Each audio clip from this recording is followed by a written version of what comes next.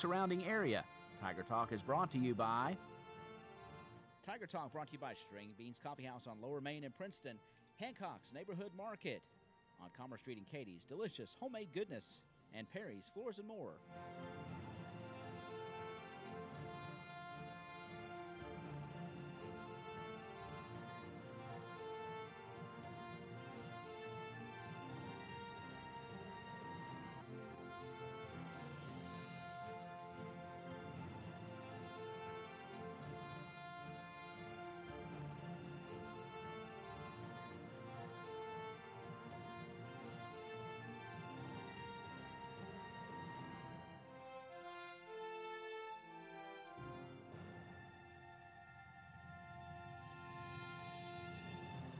And a very good Monday morning to you, a snowy Monday morning as we come into the beginning of a new work week. And it's Tiger Talk here in your hometown radio station, WPKY The Tiger. I have the pleasure of welcoming to the WPKY studios Dr. Sue Ellen Petty. Good morning. Good morning. How are you? I'm well this morning. It's a little slick out there. Everybody be careful. Watch those bridges. Little slick out there and sort of surprising. You know, we all get in the spring mood. And then all of a sudden we get one of these late spring. But, of course, a couple winters ago, we had two really huge snowfalls in March. I mean, I'm talking, like a foot of snow. So, I mean, at least we didn't get that. And that's a good thing in my opinion. I'm a snow lover, but I'm kind of done this year. So I think you and I both are. Well, it's Colon Cancer Awareness Month. I don't know if people are aware of that, but we're going to try to make them aware of that. It's the Colon Cancer Coalition. You can get on there and see more about that. But you're here also to talk about that, as you are a local surgeon here in Princeton and Caldwell County, and it's a lot of the preventative things that and screenings that we look for that. That's your specialty. That's what you do. That's one of the things we do. Yes, exactly. March is Colon Cancer Awareness Month. I think that people aren't as familiar with that as they are Breast Cancer Awareness Month in October. But in truth, actually, colon cancer is the second leading cause of death in Kentucky. And as a state, we kind of lag behind some of the others in screening. And so I'm obviously here today to raise awareness and to try to get people in to do their screening and understand the importance of screening for colon cancer, because colon cancer, like most cancers, if you catch it early, it's much more treatable. And with colonoscopy and with early screening, sometimes we catch things just as polyps that can be removed, but actually before they become cancer. Cancerous, right. So screening for colon cancer, a little different than screening for like breast cancer. Breast cancer, once it's there, there's not a lot we can do about it other than try to catch it early. Right. But with screening, then in colon cancer, with colonoscopy, then we can go in and actually remove polyps that are potentially cancerous, actually, before they ever become cancer. Right. So it's our best way to decrease the amount of advanced cancers, but also to decrease the amount of total cancers. Sure, and of course, you mentioned Kentucky. It seems to be, I guess you could attribute it to diet, lifestyle, a lot of tobacco use, and then, of course, diet, I think, has a big part to do with it, doesn't it? It is, and we know that one of the things that you can do to reduce your risk of cancer is a low-fat diet, right. And lose weight and exercise, which is difficult for us all, and because that actually goes along with a lot of cancers, and obviously heart disease, and which is still the largest killer of people. Right. Now, most of the colon cancers start with these polyps. Is that correct? That is correct. Yeah. Adenomatous polyps that can then happen in the colon. So usually, a colon cancer's been there, for years before it actually, or it starts as a polyp, and it takes years for it to actually develop into a cancer. So that's why we can impact colon cancer so much, is that it's not something that happens just overnight. If we do routine screening, and even in young people who aren't, because for screening in colon cancer, for people who have an average risk of cancer, so no first-degree relatives or multiple second-degree relatives with colon cancer, or who haven't had polyps themselves, the screening process usually starts at age 50. There are some people who believe, because the African American population actually presents later, that they should possibly be screened earlier. I think that's something you'll have to talk to your medical provider about, and obviously sometimes we have to, with insurance companies, sometimes they don't want to screen it, right, early. So that's something that, but just to put that out there, because we certainly don't want to miss something when it could be taken care of. Exactly. And, after that, depending on whether you find polyps or not, it can be anywhere from every 10-year screening process. And some people think that screening is just colonoscopy, and that's not true. Obviously colonoscopy is the one where we can impact it more by removing the polyps. However, that being said, for people who are high risk, or for people who really don't want to, undergo at least any kind of anesthesia whatsoever, then there are other kits that actually can test for blood or an abnormal DNA. Right. So there are other options out there that your primary care doctor can help you with as well. That's what I was going to ask about, because I know a lot of people, they just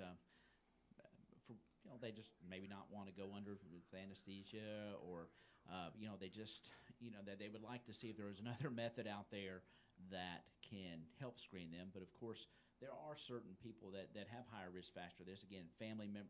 If you have that, obviously this is one of those genetic cancers. So, it and certainly most can cancer be, probably yeah. is, but this one seems to really be that way. If you have a family history, or someone in your close family, especially a father or mother or someone real close, then you probably need to get the full screening with the colonoscopy and all that. And that would certainly be my recommendation, because in it, the part of the although the basically the testing your stool for blood and for abnormal DNA, I mean, it will basically give you a positive or negative test. It's Right. not as accurate Right. as colonoscopy. None of them are 100%. But in a screening process, if abnormal DNA or blood is actually been present, then obviously at that point you would take the next step to the colonoscopy. Of course. Now, they're not as good at finding polyps as they are at finding cancer. So but certainly for people who won't be screened any other way, then obviously at least look into, at least do this, so that you can say if it's negative, then, okay, fine. If it's positive, though, you really should consider, going on and be tested. And as far as we think of the age of 50, and some people think, well, I'm way too young for cancer. Well, I think that part of that is that there are certain populations. If you do have a first-degree relative or multiple second-degree relatives, then the usual screening is bumped up to 10 years prior to when that diagnosis was. So if your father was diagnosed with colon cancer at age 50, then you probably need to start 40. screening at 40. Yeah. That's exactly right. Because, again, if he was making polyps at 40 and then they turn to cancer at 50, we want to catch them while they're still polyps. Exactly. And so that, again, that you can avoid the diagnosis if possible. No doubt about it. And of course, this is one of those cancers that, and cancers, it's an evolving thing, and some are fast, some are slow. Correct. But a lot of it depends on the DNA actually of the tumor, whether they're aggressive or not. Right. And so we don't know the exact time frame of anything, but we certainly know that it probably doesn't happen in 6 months or 8 months. Right. But that's why it's so important to catch that early. Absolutely. Nope. If we catch it early, we can impact it. And even if it is a cancer at that time, the earlier we catch it, the less depth of invasion of the cancer, because cancers usually start on the lining of the colon and then they grow deeper into the wall. Well, the deeper they go into the wall, that's where the lymphatics live, that's where the blood supply lives. So if we can catch them while they're very superficial, kind of like a skin cancer, same yeah, rationale, that we can catch them hopefully before they've metastasized. Because with any cancers, we're a whole lot more successful at curing them if they haven't metastasized yet.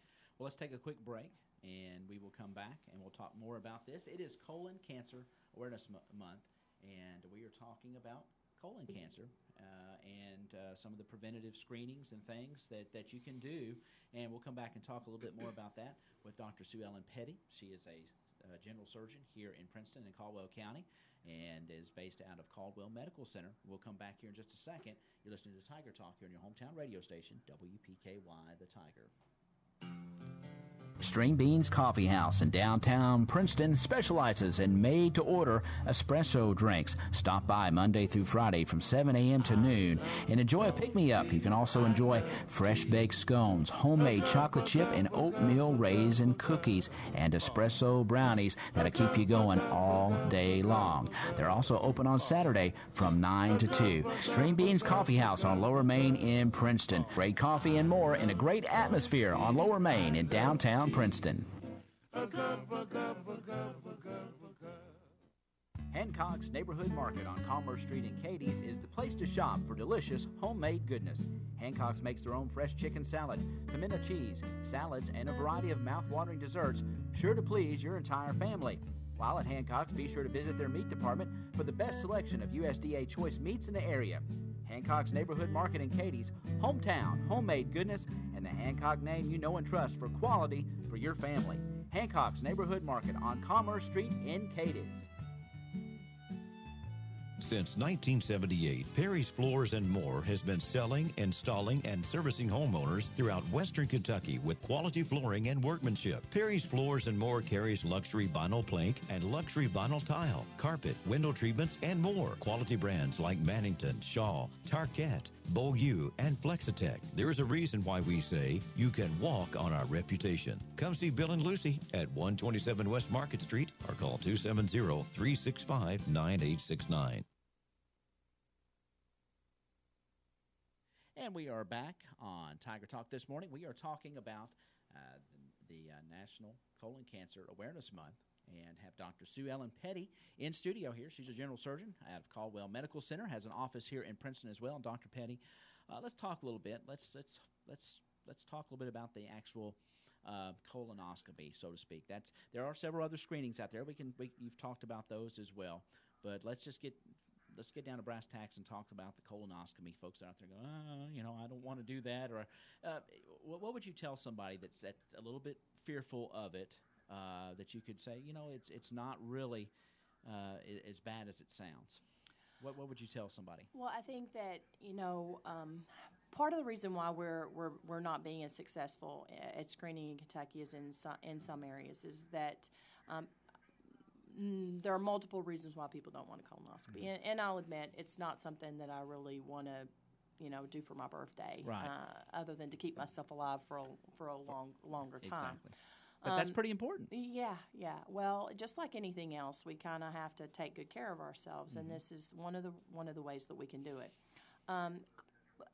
Basically, one of the things that I hear that people really hate the most about colonoscopy is the prep, because the procedure itself is fairly short. It's in general, people really don't just experience minimal discomfort, in part because obviously we do use some anesthesia. Although by saying anesthesia, it's not a general anesthesia where we completely knock you out. It's more of we kind of sedate you and to put you into la-la land. And with these days, we have very fast on, fast off medications, which, really allow you wake up fairly quickly, you go home and you eat, and, we don't want you driving the rest of the day. Right. But that being said, you can sit and watch TV, do some, just catch light up activities. reading, Yeah. exactly, that kind of stuff. Light activities would be fine. The prep itself, which usually we start the day before, is everyone used to be afraid because we give you this big, huge gallon jug and you had to drink all that. Yeah. Now, obviously, that's still one of the less expensive preps that are out there, but we also have a prep now where you basically drink a 16-ounce of the nasty, salty stuff, Yeah. and then a couple of 16-ounce bottles of water after that, and then we can do a split prep where you do part of that in the morning or part of that the night before and part of it in the morning. And the day before you can stay on a clear liquid diet, but you really don't have to be drinking the prep all day. Right. So if you need to work, you can work. And then the next day you could have your colonoscopy or do the prep on a Sunday, have your colonoscopy Monday, and you could be back at work on Tuesday. So we can minimize its impact, from a financial standpoint that way. Most insurance companies, well, pretty much all insurance companies, will pay for screening. And even for people who are uninsured, there are some avenues through Kentucky Cancer Program that basically they can help you with financing, particularly if you're in a higher risk category. So we certainly don't want that to be a limiting factor for you any more than any more than we can help you Sure. with. The biggest thing is it's still not the greatest, most pleasurable procedure, but I think that the issue with that is that it's not as big a deal as it used to be as Right. far as taking off work and having kind of an anesthesia kind of hangover. We've eliminated a lot of that, and they're certainly working on preps all the time Sure. that will help with that as well. Right. Well, what do you tell folks that are listening out there and says, well, maybe, do they need a referral from a physician, from their regular physician, or can they just, Part of how does that work? Well, part of it depends on your insurance. Saying there are certainly some insurance companies that don't require a referral. And so if you wanted a colonoscopy, you could schedule with your gastroenterologist or obviously your surgeon here. So you have some options there. I think that I usually recommend you go through your primary care doctor because nowadays your primary care doctor really wants to know about the screening and they keep up with it. Right. Because that's in part basically your overall health. Sure. But if you don't have a physician and you think that you may have a problem, you certainly can call my office and we'll try to help you figure that out. Okay. Whether or not you would need a referral or not. Okay. And of course, this is where you wear blue. You've got Wear your blue. on. I got my blue. You got your blue on, and that's research shows that a high-fat diet, is a big contributing factor. So you want to eat a good lean diet, all the colors, fruits and vegetables. That can go a long way in preventing this. A lot of this, again, as we talk, is preventative. I mean, this is unless you have just a family history. I mean, you can change your diet and start working now to maybe help yourself out a whole lot. And that applies not just to colon cancer, Exactly. but pretty much everyone. Yes. They've linked a high-fat diet and being overweight and not exercising to almost all kind of unhealthy behaviors. Yes. Obviously, it's a constant struggle every day. Sure. For many people. But and myself myself included. But that is the one thing that we can do, and particularly if you have a family history, make sure you get your screening.